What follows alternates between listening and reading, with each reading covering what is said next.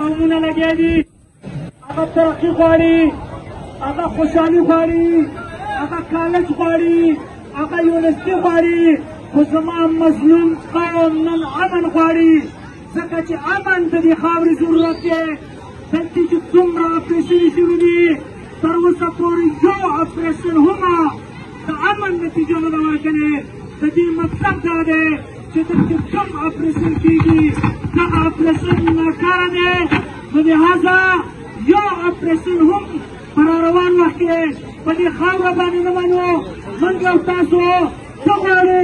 په دې خپله خاوره باندې امن غواړو، په دې خپله خاوره باندې امن غواړو، په دې خپله خاوره باندې خپله خاوره باندې خپله خاوره باندې امن غواړو. دا د مظلوم ولس ناره ده او د دې نه وروسته به بیا د دې ولس ناره دی چې په دې خاوره باندې امن نه، په دې خاوره باندې جنګ غواړمه، په دې خاوره باندې امن نه، په دې باندې بغاوت غواړمه، ځکه چې په آخري حد ته زه ورسولمه.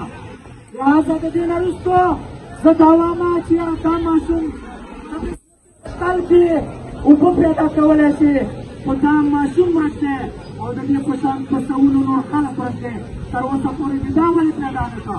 د دې مطلب دا دی چې ته په ما کې د بغاوت جذبه پیدا کول غواړې چې زه باغي شم او ستا ګریوان سره